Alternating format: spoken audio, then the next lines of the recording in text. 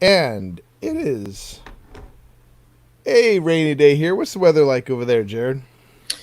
Sunny, and let's see what our temperature is here. It is a very comfortable 74 degrees. Wow. Okay, that's almost perfect, right? That's like It's very nice. Like room as I temperature. as I get older, like if it gets above 75, it's like, man, why is this so hot? Let's turn on the air conditioner. So yeah, yeah, 74 is Okay. good. Yeah. Well, we are the Rotohacker podcast. My name is Judah Buddha, and I'm here with it's Jared, and we're checking back in some minor news. We just don't want to be too out of touch, and both of us have been doing some drafting, so that gives us some information to talk about. I feel like I have kind of changed my views on a few players.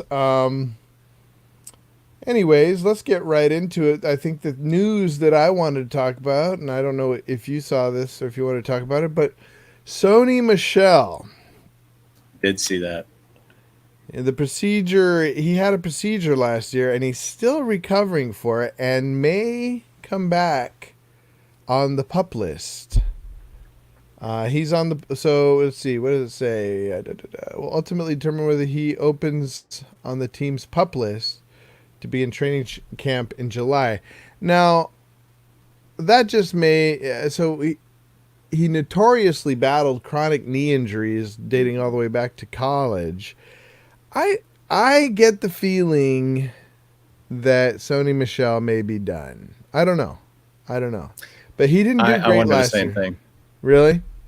Yeah, I went back when this happened. I picked up Harris everywhere I could, and I went back and looked at Harris tape, yeah. and it's mixed. I didn't. He doesn't have, but see, it's mixed in terms of he doesn't have the same kind of like a wiggliness that I would like to see that I like from like Swift, that I like from a lot of the rookies I saw last year.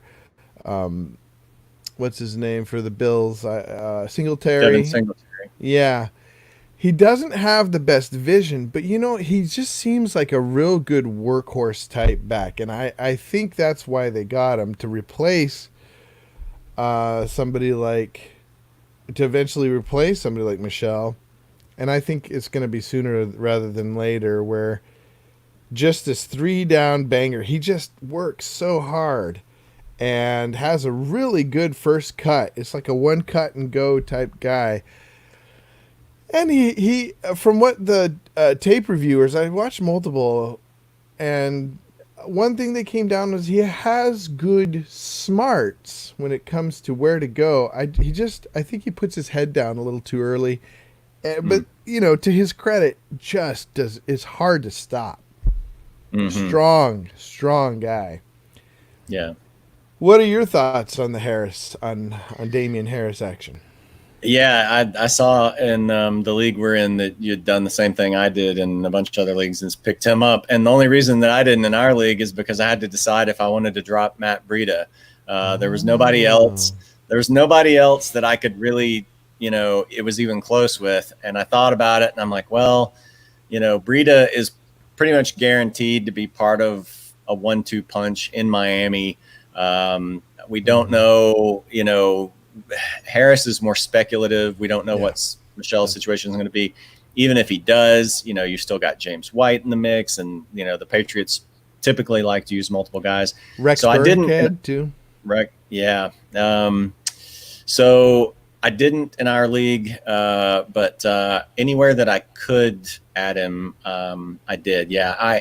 Sony Michel looked awful last year. I Yeah. had a couple of shares of him out of my umpteen teams. And even in those couple of shares that I had of him, I would just get so frustrated with him because I would, the games that I would watch, he just had no burst, no wiggle, nothing. Yeah. And, he's not a particularly good receiver either. And so James White was the much better receiving option, and Rex Burkhead, they would put him in, and he would pick up 4 yards where Sony Michel was getting one. So I got very frustrated with Michel last year. I have not, I've done a bunch of best ball drafts. I've done a bunch of like $20 league auction drafts and stuff like that. I don't think I've taken Michel in a single one of them. Neither. And that was prior to knowing about the knee surgery, So zero interest in Sony Michel. I think Harris is a good, $1 auction league flyer, or a 14th, 15th round draft flyer. Yeah, I think he's worth rostering. I wouldn't go out of my way to to grab him, but I think in a situation like that, he's a good speculative ad. Well, so you brought up. Well, I think he is going to. I don't think he's going to remain. Well, what do you think? I don't think he's going to remain a 15th round pick or a $1 pickup. I think more people. I've just been hearing more analysts talk about Harris lately. It's funny. Who was it? Chris Meany. He was the first to talk about it on the Pat Mayo show a couple weeks ago. They were reviewing. They were just saying, they brought up because they were in that range with where Sony Michel is, and he made the point. He's like, I'd much rather pick up Rex Burkhead or Damian Harris than pay a 10th, 9th, 10th round draft pick on Sony Michel, and he might even been going a little higher than that. But and when he said that, I thought, yeah, whatever did happen to Damian? Because Damian Harris when he came into the draft, it was pretty highly touted, and it was kind of pretty. It was interesting that the Patriots took him in the 3rd round. That seemed kind of high for a Patriots team that had 4 running backs already. Right. Yeah, he was even talked about as a sleeper last year, and it just never materialized. He only played 2 games. Right. Yeah, and to your point about Sony, I know in my leagues, let's see, I've only done a handful of snake draft leagues. In those, though, in one he went 7th round, and one he went 8th round. Wow! So he's been, and I was just, I was thinking when I said 9th, 10th round, I was thinking, I think he was higher than that. Yeah. That is crazy. Like, people are taking him at a spot where I'm just like, nope. Not a chance. Not a chance. That's right. So you're right. And Damian Harris, let's see what percentage he is owned in Yahoo right now. Last I looked a couple of days ago, it was, I think, maybe like 11%. We'll see how much it's gone up. 14%. He's 14% owned, although he's taken in most of my almost all of my money leagues. So because he's taken by you, probably. Well, that's true, actually. Well, about half of them. It's about half and half. Yeah, like I've got him in like 4, and he's taken in 3 others, and there's like one or two where he's available. Okay. I mean, I think if you've got a spot, we've talked about running backs and how scarce they are this year in terms of guys that you can really count on to be a featured running back. So if you've got a guy out there who could potentially be, even if it's a committee, if you can get him as a late round pick or $1, $2, whatever, I doubt he's really going to go for much more than that in auction drafts, because Jordan Howard, like I've been taking Jordan Howard let's see how many leagues I have him in. let's see. I have Jordan Howard in. Well, I have him in 3, but I've been taking him in a lot of leagues where in auction drafts he's going for like $3, $2, $3, Interesting. and I mean that seems like a steal. I mean, people are thinking. I think Dolphins, and people are just like thinking Dolphins. What the Dolphins did last year. But Jordan Howard had some good games for Philly last year. So He did. He did. If they hadn't picked up Breida, I would be much more excited about Jordan Howard. same. I see Breida now. Breida's always hurt. So is Jordan Howard though. So it'll be interesting. I I do think that Harris, though, if people keep talking about him, if anything comes out about anything, like if they trade away Rex Burkhead, or I think people are going to start to see. So one thing, at one point I did want to make is that I saw somebody brought up the point that James White was barely used in his first year. And that we could sort of be seeing a similar approach from Belichick. So I do think he may get up. I probably not in auction drafts, but in regular drafts, I think he may be, because that pool of running backs at the end of the draft is just so gross. It is that he may start to be a shiny little gem that sticks out there. Yeah. So we'll see. Yeah. The other, yeah. You may be about to talk about the go ahead other thing. We're still on running backs. Yeah. This would be the Minnesota situation. Absolutely. Dalvin Cook and Alexander Madison. So, so Cook. I was laughing because again I've got like 8 or 9 teams already, but it's like most of them are $20 teams, and I'm not going to put like a ton of time into those. It's just I just have a draft itch to scratch early, and so I've got like a couple of $100 teams and half a dozen $20 teams, and I'm not going to spend a lot of time on those during the season, because if they all failed, that's like $120. But and if one of them succeeds, then I just about break even. So. But I realized in like all of those, like 8 or 9 teams, I had no Dalvin Cook. Really? Because even prior to all that, like I wasn't even really thinking about his holdout. Although that is something we are really going to have to think about with running backs going forward, is like guys that are looking for that contract in their 4th year and the possibility of them holding out. And I think even probably like in dynasty leagues too, you have to think about guys who are going into their 4th year who are not maybe going to be getting that extension. I mean, just like Aaron Jones, Marlon Mack, I mean, both of those teams drafted, what looks like future successors to in Green Bay and Indy. But back to Dalvin Cook. I wasn't taking him already because of just the spot that he was at with his injury history. He produced really well early last year and then killed you in week 15 if you had him. And I did have him on a couple of teams. But he's, I looked, and so over the last 3 years, Dalvin Cook has played in 29 games. Wow.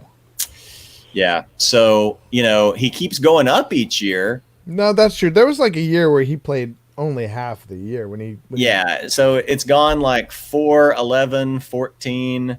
But every year there's been some sort of injury, like rookie year towards ACL. Second year, I think it was a hamstring injury that kept him limited. Last year he, tweaked I think it was his knee. And going back through college, just very injury prone. And so, I haven't taken him. I would take him as a 2nd round pick.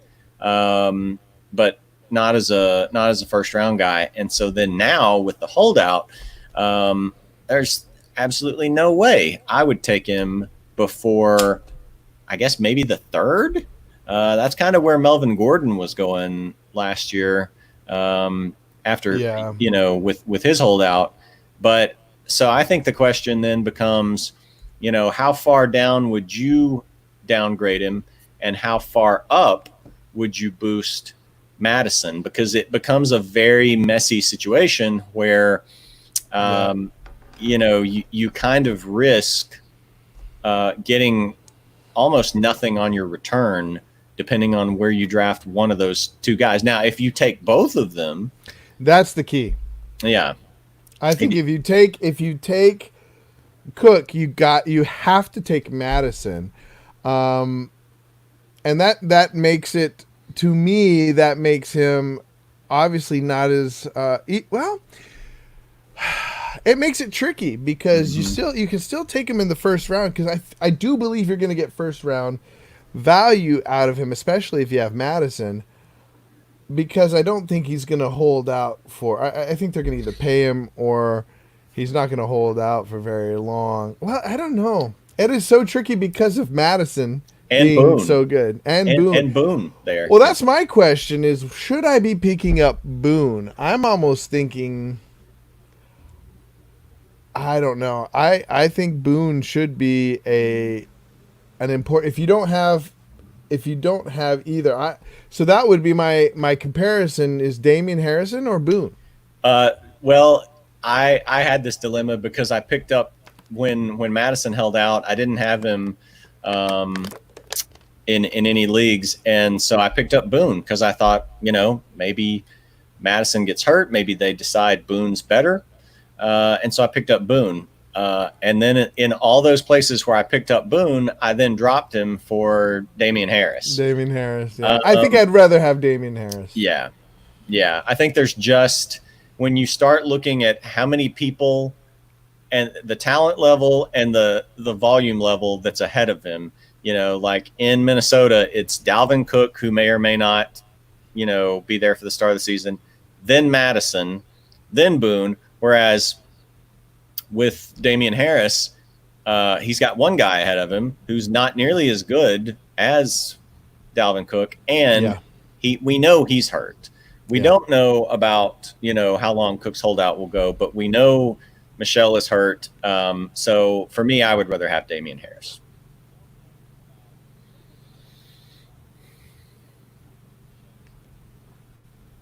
You there? Yeah, sorry. I was checking their levels on our video. Um, and then I thought you were still talking, but it was the video that.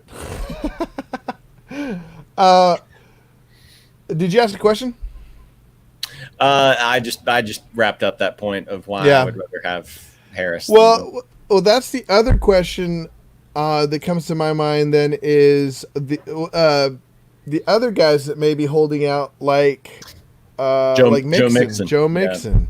Yeah, I saw you picked up Gio. Yeah, I like Gio. Just as a start of the year. Obviously, you're not going to get. I mean, just to grab him off and get a couple games from him. mm-hmm. I think if there is any kind of holdout from Joe Mixon, which I think either way, people forget how good.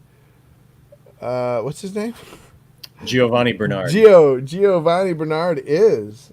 And as a pass catcher, seems like every time he comes in to replace Gio, he does. I mean, he's almost to the level of what's his name from the Chargers? Eckler. He's like a poor man's Eckler. Yeah, no, I think that's true. He's more of a pass catcher, not as physical of a runner. I think Eckler's a pretty good comparison for him. So would you take Eckler or Boone? Now what now? Eckler or who? I mean, I'm sorry, not Eckler. Giovanni Bernard or Boone? That's tough. I suppose I would take Gio. I feel like it's almost almost about even based on, like, again, we know that Cook is holding out. We don't know how long that's going to go or how that's going to be resolved. So the opportunities there for Boone to, maybe jump Alexander Madison, but there's just a lot more um, unknowns there. Whereas like Geo, if Mixon misses a couple of games, because Mixon tends to miss a couple of games each year too, and so you don't know if he could get hurt in the offseason. The Bengals seem to have just terrible luck with Yeah, stuff like that. AJ that is Green true. last year. So I think I'm just always more inclined just to have the first backup, The the next number one man up. backup, the next Yeah. man up. Yeah, Yeah. yeah. Where can I'm gonna look at ADP where we can get Giovanni Bernard. Oh, I think interesting. I think he's normally like going undrafted in the leagues I've seen. Yeah, but he's about 100 places higher than Boone. Hmm. He's at the end of the draft. Devon, he's going with like undrafted, but still in that Hmm. area where people are looking like Devontae Freeman, Sanu, Hmm. Funches, where people are just taking flyers. But Yeah. Boone's just nobody's even taking him off the waiver wire. It looks like. Right. Right. Yeah. The leagues I've been in. Let's see if it shows where he's at or what his percentage owned. Um, yeah, Boone's just still at 4%. Yeah.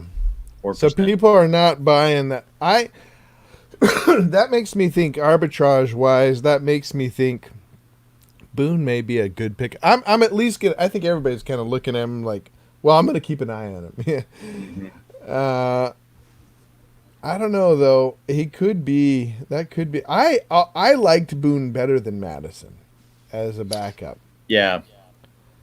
And then the results. I mean, what they had like the results were Boone had a terrible first game and a really, really Hmm. good. He had a real good second game. So that game that nobody played him in, and I think it was in games. Was it week 17? He played. I think it may have been. Yeah. He did great. I think he Yeah. got tons of yards and like 2 touchdowns. Yeah. But the thing is Madison he is always incorporated, even Right. when Delvin Cook is playing. Right. Yeah. I never answered your question. I think I would bump Dalvin Cook to second round. Yeah. Yeah. For me, I mean, I would rather take Mixon. I would rather take Drake. I would rather take Josh Jacobs. Um, I'd rather take Chubb. yeah. Yeah. Um, he would go, and then even then, it would, I think, kind of be hard for me to take him over a Travis Kelsey, or it would be, I think for me, Cook would go down to like about the turn of between rounds 2 and 3. Yeah, yeah. That's crazy because his ADP right now is 3 overall. Yeah. Well, but that's from before, that's like Yeah. from prior to, well, wait, no, his ADP is still 3. Fantasy Pros has him 3 overall. That's weird. Like I've rarely seen him drafted above. Normally it goes like McCaffrey, Saquon, Zeke. Yeah. And even I've seen Alvin Kamara. I saw the video you did. Alvin Kamara seems to be going fourth more often than Dalvin Cook. Yeah, Kamara or sometimes Henry. Yeah. Although the Henry seems to have slipped back a little bit. Um, or Why do you think yeah, that is? Do you think it's because of the news that I saw his coach say, well, we'll see what kind of game script we're in or something, how many touches he gets. right. I'm sure that's part of, and I've seen some fantasy analysts say because he's not, that much of a receiving back, you just can't um, take him that high. But I mean, still for me,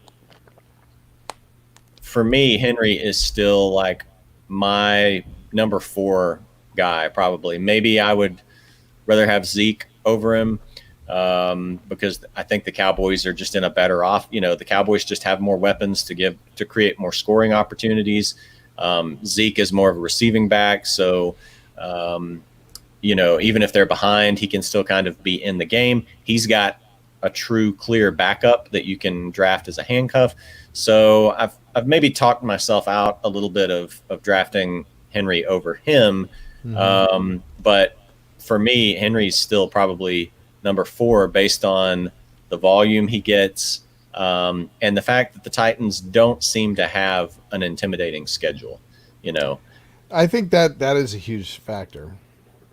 Yeah. And I think like just how prolific he is at running the ball, even without the catches, is still enough to put him above when you don't know like how Alvin Kamara is going to be used, with him and Latavius Murray and all the different things that the Saints like to do in the red zone, with Dalvin Cook's holdout situation and everything. So, yeah, there's far less question marks right. about Henry. Yeah. Yeah. I mean, Henry's not, he's not going to be like probably the number 1 or number 2. But I mean, again, first round to me is about safety. You want to draft a guy that you can count on. And so for me, it's, and maybe you could make an argument for taking Michael Thomas over him because he's about as safe as it gets. But I mean, for me, Henry is 4.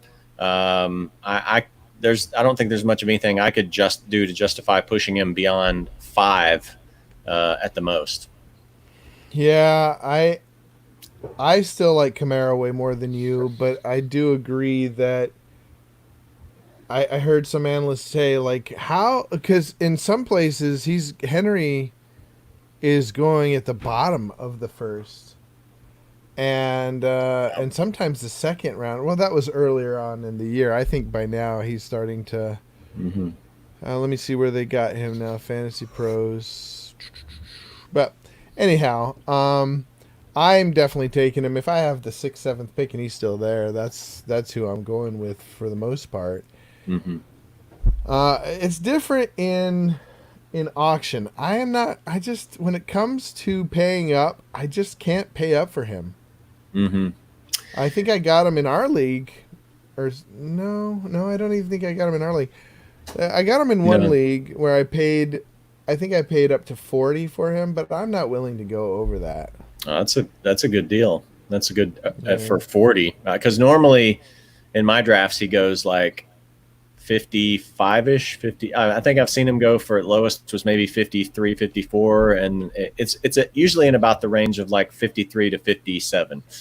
And I'm okay with paying that, because it's still,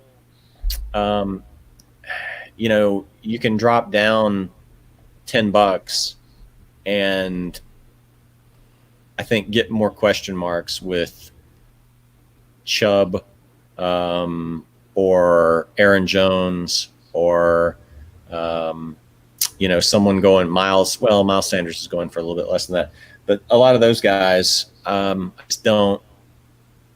I feel like you get more of a known commodity with Henry, so I'm okay with playing. I was actually kind of messing around with an auction strategies. I'll pull out a like a Google email draft and just start plugging in like auction options of what I'd like to do to try to figure out, once I've seen like where guys are typically going, like what is maybe the safest, strongest team that I think I could get. And so I was actually messing around with one where I would draft Ezekiel Elliott and Derrick Henry. And so Zeke's going for usually like low 60s to mid 60s, like that 63 to 65 range. Henry's going somewhere in there about 55. So I plugged both those in, Zeke at 65, Henry at 55, and that puts you up to 120. And so then I had Mark Andrews in at about 20 at tight end.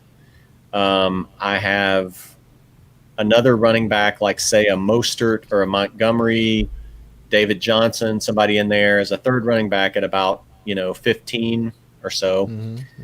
Um, then about 16, 17 for a guy like DJ Moore, Calvin Ridley, um, and then $5 or so for a lesser receiver like a Terry McLaurin, Michael Gallup, somebody like that, and then $5 for a quarterback, and then that puts you up in the around 185 or so.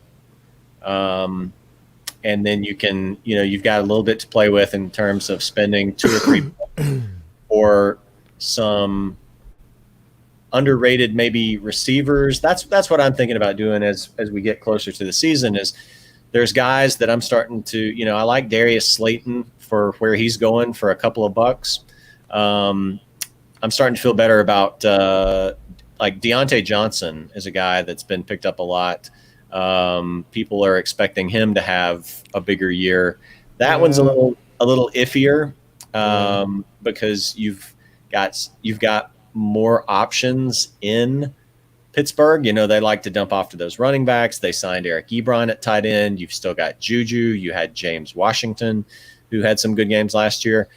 And if Ben gets hurt, then you're back to having a pile of garbage throwing them the football, regardless of whether it's Mason Rudolph or Duck Hodges. They didn't pick. I thought they picked up a rookie. I don't. QB. Let's see. We can look real quick. I don't remember that if they did. Well, while you're looking at that, I think your strategy. So my strategy is different for auction than yours.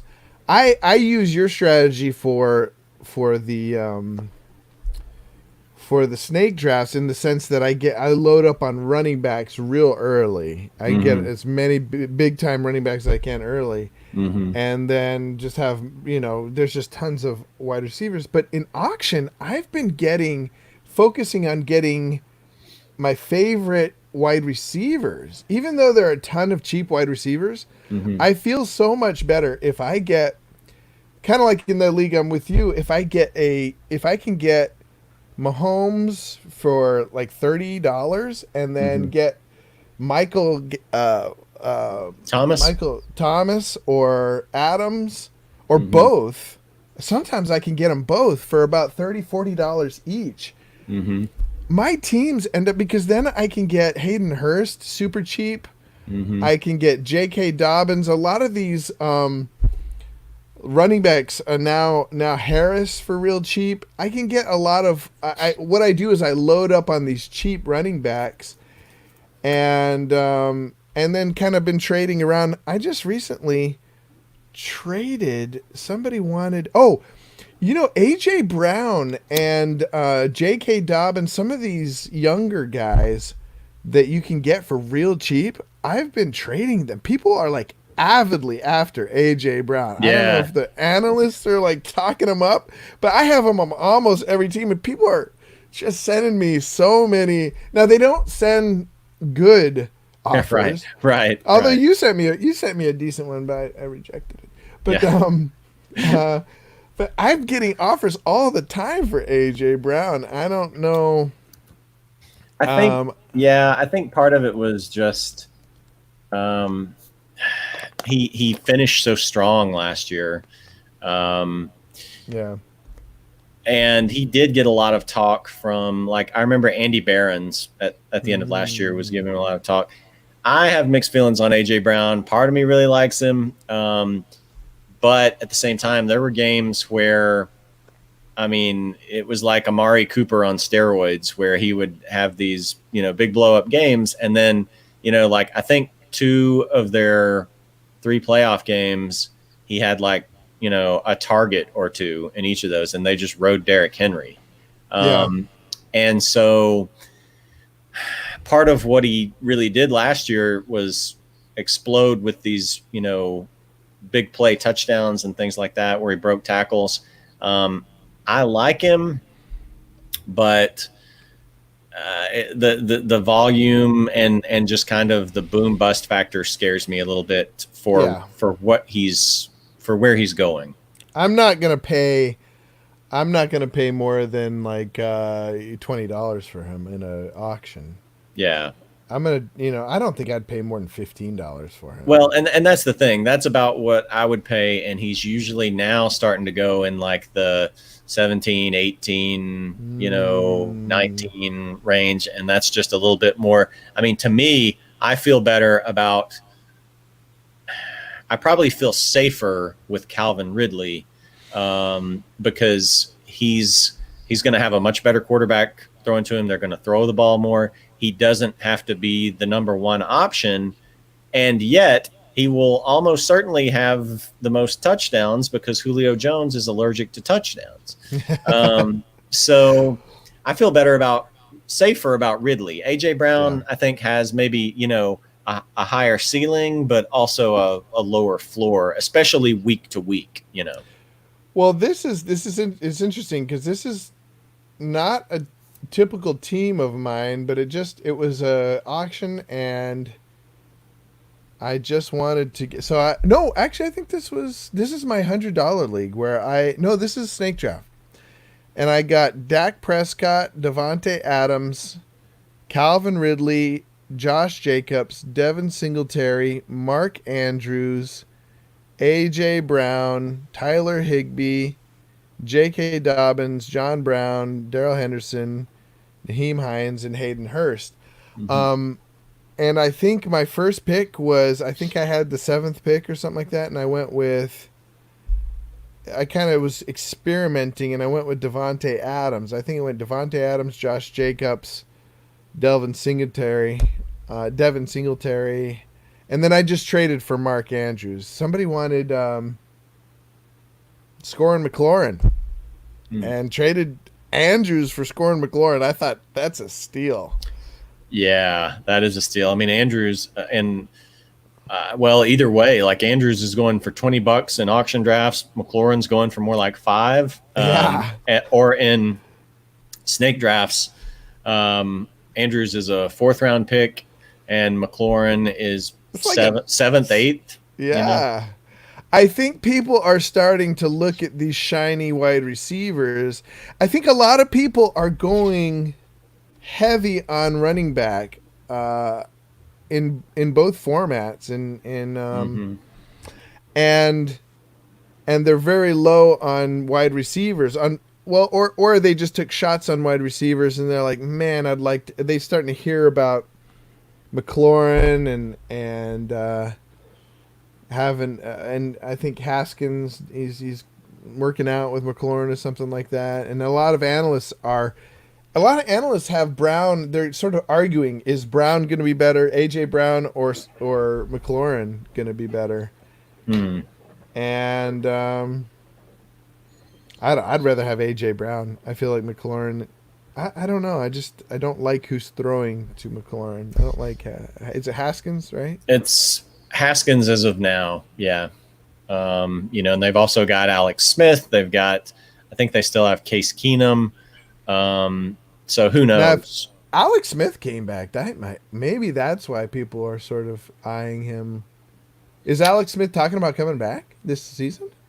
I think he's going to try. I'm not sure if it's this season, but I mean, he's been out there, rehabbing, and I can check and see what. Yeah. I don't know that would really make him more appealing to me. No? Let's see. Yeah, because I mean, I think almost like the value of McLaurin would be, as bad as Haskins is, it would be kind of tied to part of the reason that the Bucs receivers did so well last year is just you've got a guy who's going to be throwing pick sixes, and they're going to be playing from behind, and they're going to be taking shots down the field probably all game to Terry McLaurin. So the Bucs receivers kind of scare me with regression a little bit. even Godwin, with having more options there and things like Yeah. that, because um, it's not, I don't, it's probably not going to be a case where they're constantly just trailing and throwing. So, Yeah. um, I don't know. I saw, just to switch gears a little bit, I want to talk about, unless you have anything else to say about some of these running backs, No, I'm good. these lower level running backs. Um, I saw some tape. I watch. I forget what his name is. Gold. Sam Gold. He does a lot of good tape, and he did some tape on Jones, on your boy Josh Jones. Is that what his name is? No, for Mm. the quarterback And for the Daniel Giants. Jones. Daniel Daniel Jones. Jones. Daniel Jones. And it was interesting because he compared him to Winston, and he was saying that he's a lot like Winston in the sense that he'll make a lot of really good throws and then just all of a sudden fumble it or throw a pick six out of nowhere. Yeah. And I don't know if that made me feel better or worse. He runs more than Winston. Um but I don't know, like the turnovers is what was interesting to me, not because I just worry that he could get benched. I don't know who's behind him. I don't think they're going to bench him. I mean, sixth overall pick. They didn't draft anybody. There were rumors about them like drafting Justin Herbert or somebody like that. That never Mm-hmm. materialized. Eli's gone now. That's true. I can't imagine that he would get benched. I tell you what I think of Daniel Jones. I really, before the schedule came out, I really liked him Mm-hmm. as a late round sleeper second quarterback. And then the Mm-hmm. schedule came out, and I'm like, eh. But here's what I think could happen with Daniel Jones is that Okay. about a month into the season, I think he could be a great pickup, Mm. because this is his first four games. He's at home against Pittsburgh, Mm-hmm. which Pittsburgh will probably have a good defense. He's at Chicago, which will probably have a pretty good defense. He's back home against San Francisco, Ooh. which will have a good defense. And then Yeah. he's on the road in LA, which, to face the Rams, which you've got Aaron Donald, you've got Jalen Ramsey.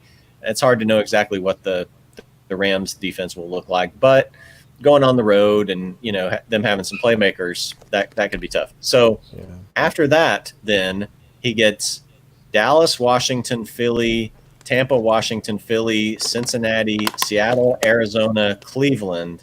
And then he wraps up the fantasy schedule with a tough matchup at Baltimore. But, like, I think Mm. I could imagine him being on the waiver wire a lot after week 3. Well, Uh, he's there already everywhere, I think. Somewhat. I've seen more pick. Well, actually, now there's 3 of my leagues where he's not owned, but he's 79% Mm. owned in Wow. in Yahoo. Yeah. Um, Interesting. I've seen as drafts have gone along, more people taking a late round pick on him.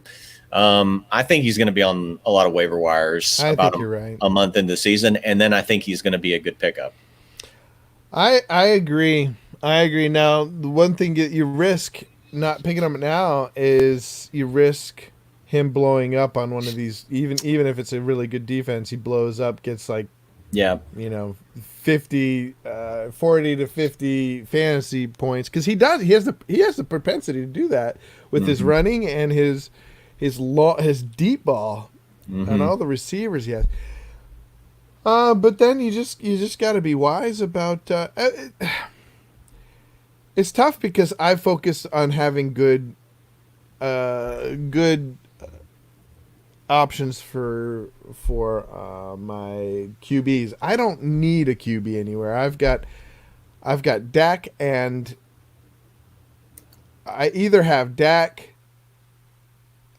Mahomes, or Jackson in most of my teams, and I have Dak and Jackson in one of my teams, or Dak and Mahomes in the other team. I think no, Nice. Dak and Jackson. I I just think it's really important to have a good. I think QBs could really go off this year in the Yeah, sense that the high end ones could be super high, just yeah, because the no crowd noise and stuff. I think really could help the QBs. yeah. We've talked about it before. Like the splits will be interesting.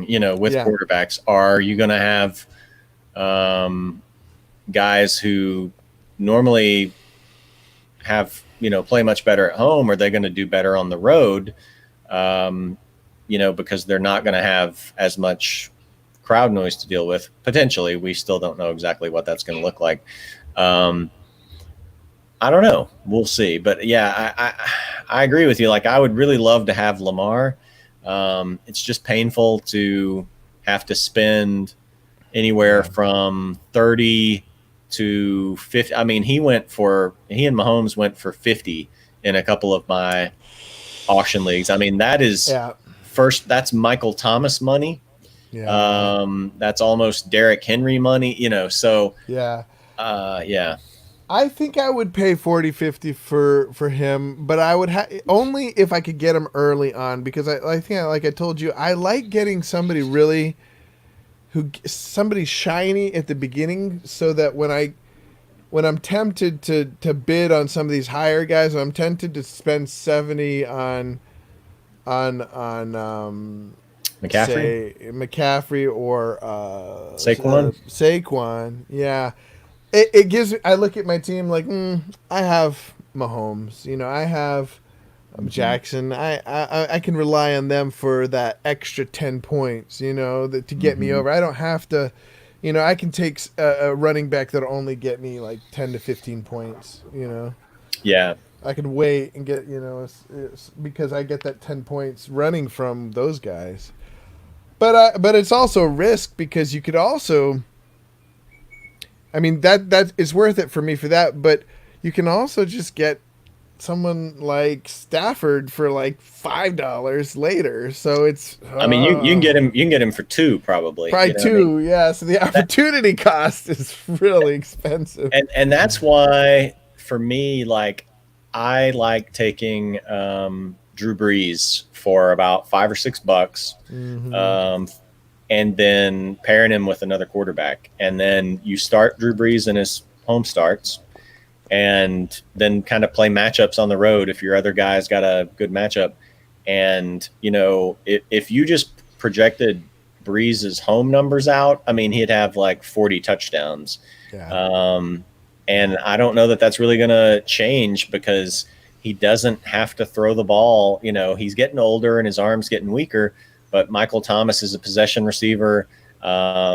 Their running backs are good at catching the ball. They added Emmanuel Sanders. They traded the end of their draft to get a second tight end to pair with Jared Cook. Yeah. And so they've just got so many like options that he can throw in like the short to intermediate range, that Breeze is just really appealing to me to be able to pair with a second quarterback. Yeah, I don't disagree with you. I am worried when it comes to Breeze. I mean, there's a part of me. I'm sort of split. There's a part of me that believes that Breeze is just going to go off this year, and that the Saints are going to dominate. I think they're going to be the dominating team this year. But if they're not, there is a chance that they become a huge running team. Mm-hmm. They look at what happened last year. They play conservatively. They get up by a touchdown early and just run, and then use. I mean, having Winston there also really worries me because I think Winston is an excellent backup. Yeah. You know?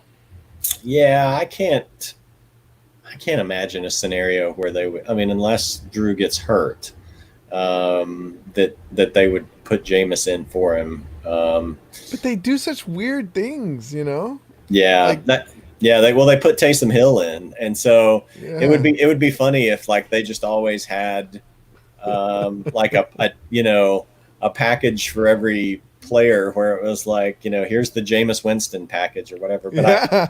you know I don't know. I don't know either. But it is. it is tough to spend up for those top two guys. I just think both of them could have. Everybody's talking about regression for the top two guys. Mahomes coming off of the Super Bowl win, and Jackson being just amazing last year. But I think it's going to be a weird year. I don't think it's a good year to apply typical patterns. True. We'll see. Yeah, I think that's true. We'll see. But I think we could wrap it up. If unless you have anything that came up for you, news wise or anything. No, that was, I think, pretty well what I wanted to cover too. Mostly those running back situations, and yeah, I think this is probably for the middle of June, um, about the content we should have. So Yeah. All right. Well, next time I do want to. I do want to talk about our rankings. Our rankings need to be updated yeah, because I think there's some wild switcheroos, as we talked about on this show with Dalvin yep, Cook and some of the other yeah, players. So yeah, it's a good idea. okay. Well, thanks for tuning in. Whoever tuned in, I see one person watching.